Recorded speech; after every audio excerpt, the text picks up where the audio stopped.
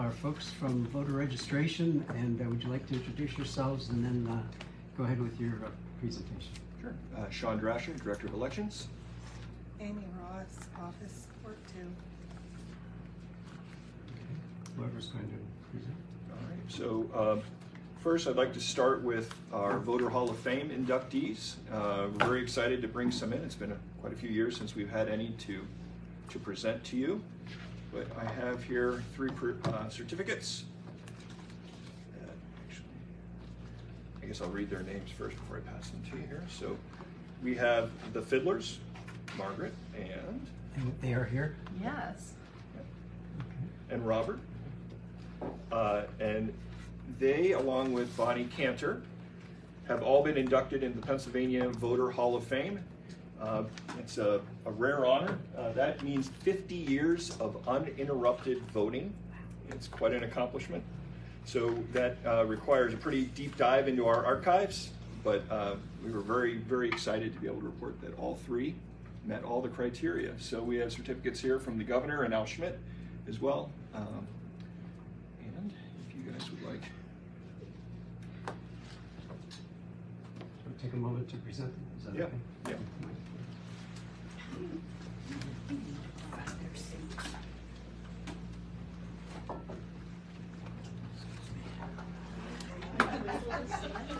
Picture?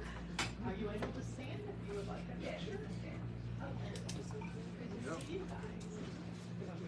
I don't have any preference for who goes first. I guess the Fidlers, would you like to go first? All right. So this is a great recognition for 50 years, and as Sean mentioned, we get this I'll information. send them to you, Matt, if you want. And we have to But authenticate it. Yeah, if you can. I don't want to The try state to- takes over and recognizes you through certificates of appreciation for your voting records. Yeah. we're this close. Your certificates. Robert and Margaret Fidler. Okay. We'll get a quick photo here. Oh my goodness. It's better. That helps. So glad this finally happened for you. Yeah.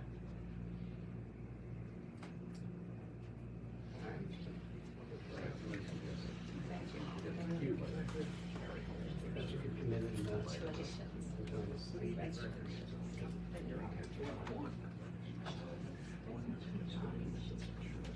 Bonnie Kantor. The patient, Bonnie Kantor. I think you can tell her all. I know, yeah. I'm always in the front. Well, certainly today in the back. And I'm usually on the end, so. All right, Bonnie, thank you for being here, and thanks for your patience, and we got here early. Congratulations, Bonnie. Thank you. Hey.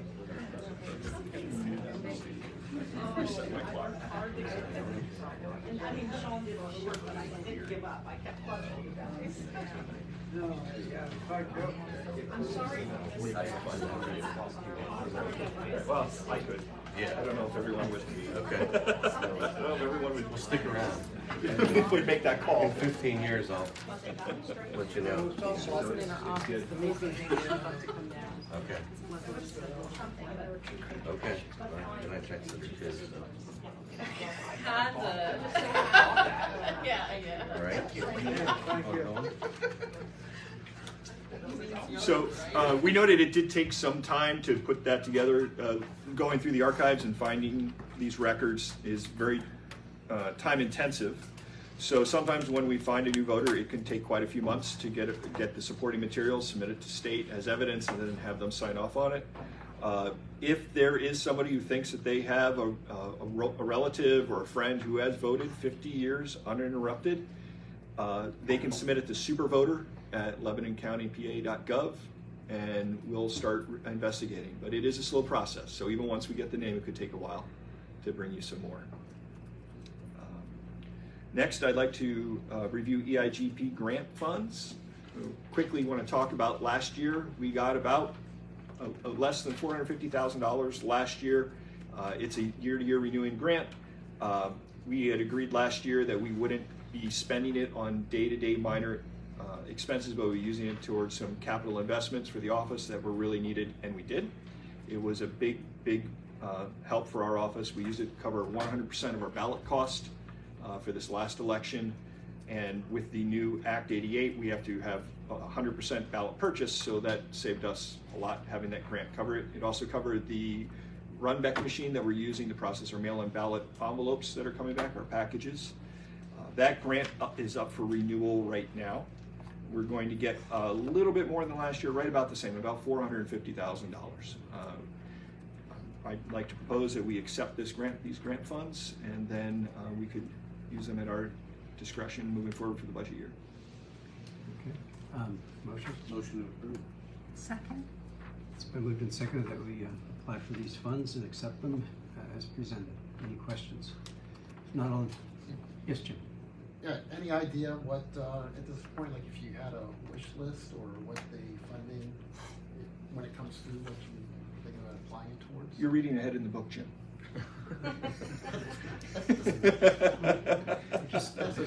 We'll get there. Hit the We'll pause get button on that question. Yeah, hold pause. We'll be back to you. Okay. Yeah. And typically those things will come through here.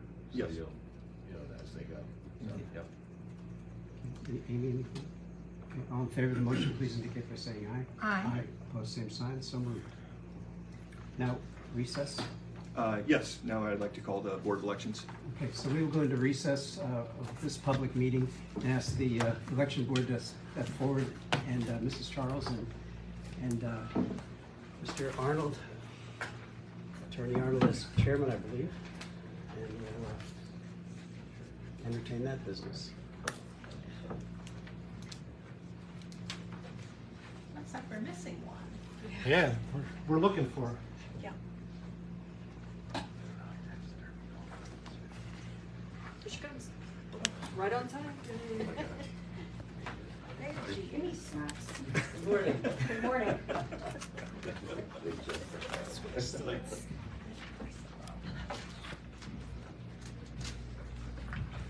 I call to order the Board of Election. Turn it over to Mr. Drasher. Okay. All right, before us, we have the question of electronic poll books, E-Pollbooks. We had our presentation about a month ago now from the two vertical leaders in ES&S and No Ink. Both offer very similar products. Both offer very similar solutions front to back.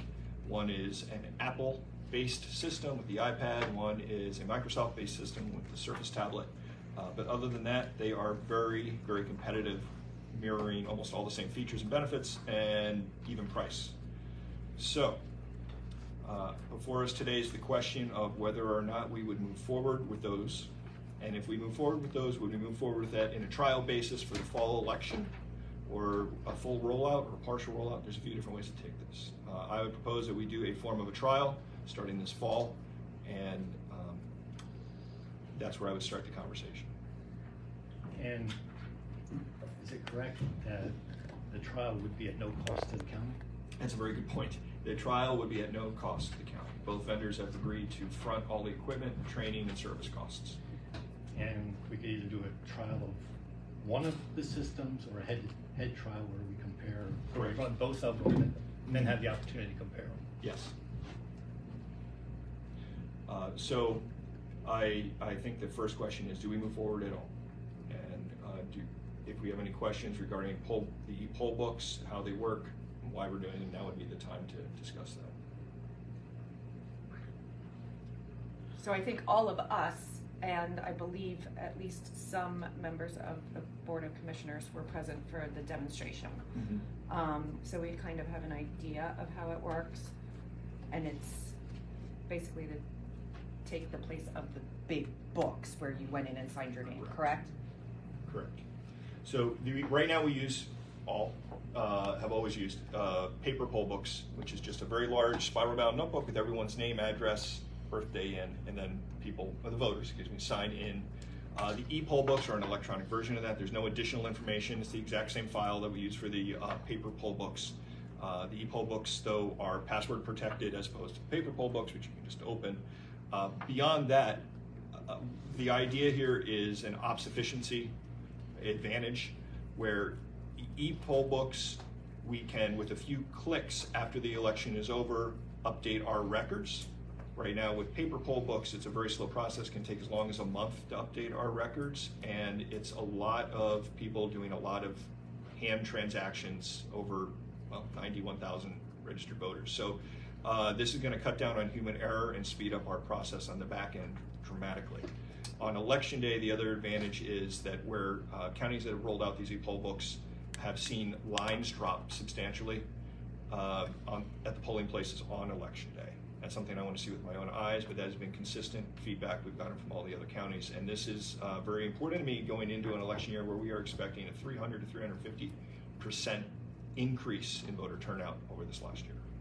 And the e-poll books are also, correct me if I'm wrong, able to have more up-to-date information than, say, the paper books? So the e-poll books have, we are not opting for an over-the-air system for security purposes. We're going to have strict everything, all done by me, all hardwired on an off-grid system. So can I interrupt you for 1 second? So, but you're basically saying the information would be the same. So you're either going to print out a poll book, yes, or you're going to download it to the e-poll book. correct. It's the exact Is same it thing. faster to download to the e-poll book than it is to print a paper poll book? No, they'll probably be about the same. Probably the e-poll books will be a bit faster. We'll probably be done about a day faster. Okay. So you could wait a day longer to make sure that your information was more up to date to We could. technically put the information into the e-poll We book could. versus printing. So something that's an interesting thing to note about that is if you read about this in national news stories, the e-poll books, they are being pretty universally rolled out, is that in other states they've authorized over-the-air updates where Pennsylvania has not. Now that's an entirely other different conversation, and it doesn't affect us, but I don't want it to be confused with what we're doing. In over-the-air updates, what we could do is literally election morning, we could have the most up-to-date list in that poll book. Okay. That is very compelling, but there's a But trade-off. not possible for us Right. here because of the current state of the law. Right. Okay. My final question, I think, is with the e-poll books, does it help a confused voter Yes. that comes to the wrong location, maybe the wrong polling place or maybe the wrong county? That was More not- so than the paper poll Yeah, books. and this was not a planted question. but as a matter of fact, yes, it does. When you sign into an e-poll book, if you're in the wrong polling location, which happens quite a lot on election day with voters, right now you just simply aren't in the book. The person goes to sign in, they're not there. Then what the polling place does is call into our office, and we figure it out and then get that voter to the right person.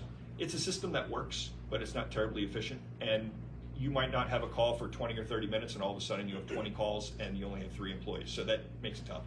E-poll books will have that information on them. When somebody goes to sign in, if they're in the wrong location, it'll instantly tell them you are in the wrong location, and it will direct them, it'll give them an address of where they need to go, and if the capabilities in the e-poll books even give them directions to get there, though we're not accessing that right now. But we will be accessing the feature where it has their correct polling place and what the address So is. it will not allow them to vote at the wrong location, but it will get them to hopefully the correct location. Correct.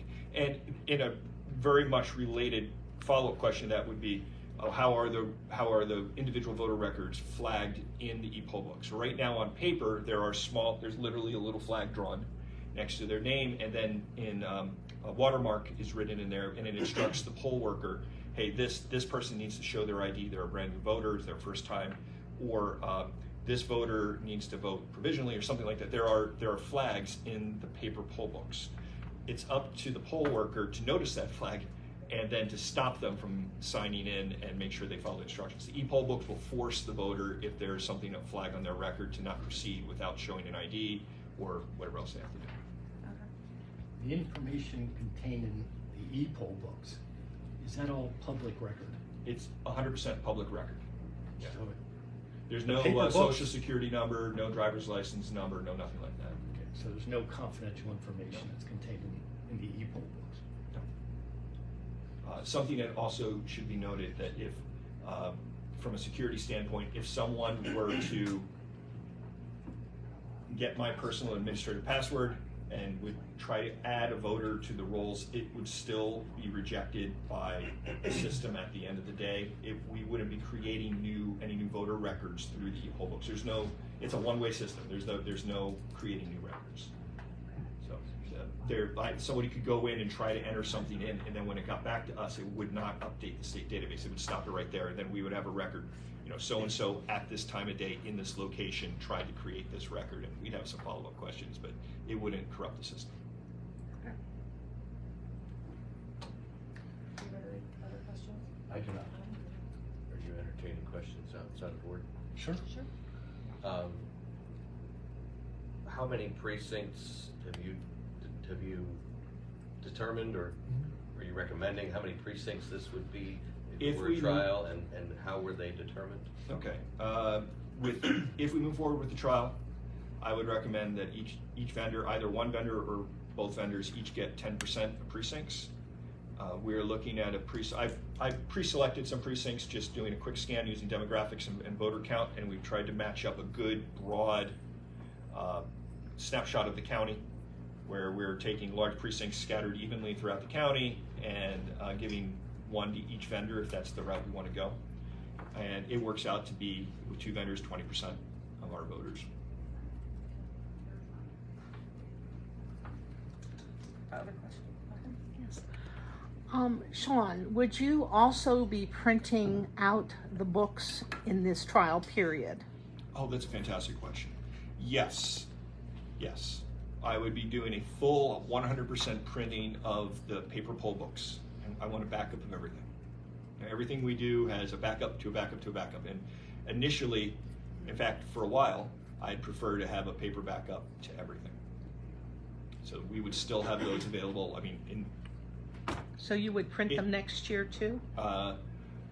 That's what I would be more comfortable with. That could be certainly up to the board. We could take that election by election and make that call each election. But right now, I see doubling it up. We have the grant funds that'll cover it. By accepting a ZIGP grant, it's going to cover the printing of the poll books, as well as potentially the purchase of poll books, electronic poll books. So I think for everyone's peace of mind, for now, especially going into presidential next year, for everyone's peace of mind, let's not upset the apple cart and keep the paper ones there as a backup. And is the trial only for this one election this year, or will it go through next year? The trial would be strictly for November 7th, and then we would have to reevaluate how to move forward after that point. Go ahead. Sean, the biggest issue it looks like with counties using E-Pollbooks has been training with poll workers. Do you have any idea how you're going to address that, even with this trial? Both vendors are enthusiastic to get in here to train the poll workers. When we're looking at other counties that have adopted both systems, it's been overwhelmingly positive feedback at the poll level with the poll workers. There doesn't seem to be any negative feedback based on age or background, or everyone seems to be very comfortable using an iPad. And both systems do most of the work for the poll worker. So the poll worker has kind of less work to do by doing it. It's a little bit of whiz-bang snazzy. They tend to like it. And having the election support from both vendors, I think it's going to be, I'm very confident it'll be quickly accepted. I know in trainings, we've talked about this for years. This predates me and my tenure here. And there's always a couple of people that raise concerns during trainings, but I've heard from every other county that's rolled these out, I heard the same thing from poll workers and their concerns, and then the second they get their hands on them, they love them. So for the trial period, the vendors would be providing training for the poll workers. Yes. And should a decision be made to move forward with either vendor, they would also provide training at that point. Yep, they do on-site, in-person poll training. workers. It's not even virtual. They'd be here in person. And that's just part of the package? Yeah, it's all rolled together. Vendors have a very strong interest in making sure things go smoothly for us. Right. So. Go ahead. Oh, I Do thought- the E-Pollbooks compare signatures? They do not. The technology is out there, but that is not a part of this package. It's going to still be up to but what the E-Pollbook will do is when only visible, actually that's a very good point to bring up. So right now in our paper poll books, the signature is there for the voter. They sign in, and then the poll worker looks at the signature and then matches it to the voter, or supposed to. On the E-Poll book, that signature isn't visible to the voter, while right now on paper it is. So I'm not saying there's ever been an issue with that, but theoretically someone could come in, see the signature that's there, and try to copy the signature right off paper. On It's the upside down. It is upside down. But on the E-Poll book, when it's facing the poll worker, they see the signature, and when they flip it to the voter, it disappears. So only the poll worker sees the signature. So when the voter signs then and the poll book is flipped back to the poll worker, they can then see both signatures? Yes, they can do it side by side. Okay. Go ahead. I actually have a few issues. One is having an appointed board make a decision rather than elected officials. I have a problem with that. Number two, whenever I sign any kind of a pin pad anywhere, my signature never looks like my signature. How are they ever gonna do any comparison? I don't get that. And another thing, has anyone checked into, I know someone that lives in another county, they didn't even get to vote last year because they were using the poll books. They had to get the poll books from the voting registration office because the sign-in booklet was not working. They waited outside for 40 minutes. They had to go to work. They left. So until this is actually worked out, I just don't like this. I don't like the system. It's not going to save any time if we're going to still be printing out the booklets. Well, I think that printing out the booklets addresses your final concern that you raised about having to go back to the election office and have them. They're already going to be there, so if there is some kind of an issue with the E-Poll books, it shouldn't hold up the process for someone to be able to vote. I think everybody wants people who are eligible to vote to be able to vote. The idea here is to cut down on the times, not to create any more. Any other questions?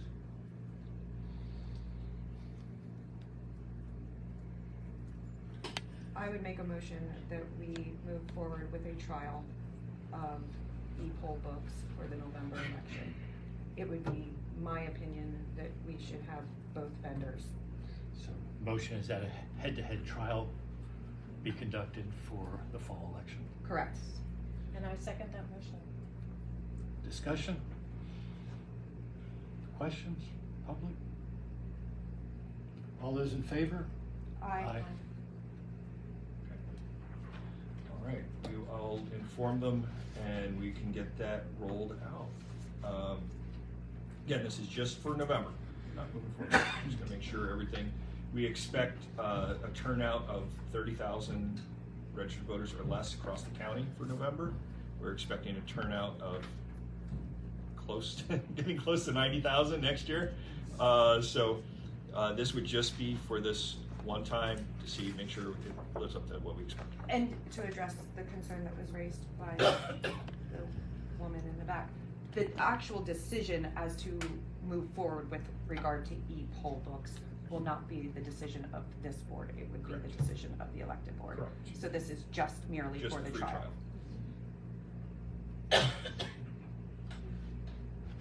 Okay, then the next thing on the agenda is fairly routine.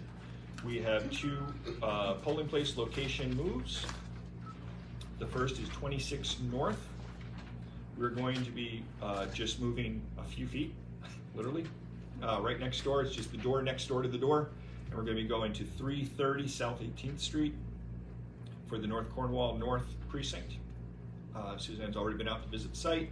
It's ADA compliant. It's very nice. So we need to vote to move that. And maybe at the same time, on the same vote, the Ebenezer Fire Company is no longer available for 27 West as a polling precinct. So we are going to be using Ebenezer United Methodist Church at 1776 Ebenezer Road. And they've also offered to take us in. And we've also checked that out, and it meets all the compliance issues that we have. So I propose that we move both those to the new locations. So I'll just make a motion that we accept those changes. and it's 26 North and 27 East, correct? 26 North, 27 West. Oh, 27 West. Sorry. I would second that motion. questions, discussion? All those in favor? Aye. Other than that, the election is 59 days away now, and everything is on schedule. Nothing unusual to report. Everything's rolling along. We should have the ballot done by the end of next week, and be getting on the final proofs by the end of next week. And our LNA testing is scheduled for the last week of September. We'll have ESNS on site with us for that, as we always do.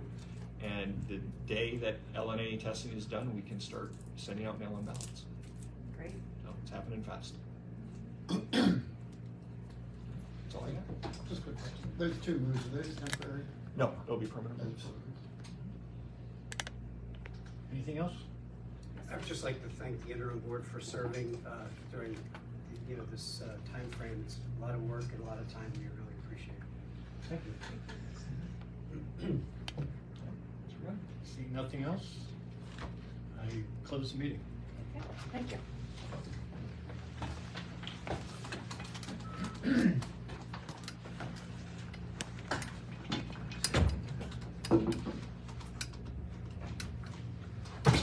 Oh, there's one more.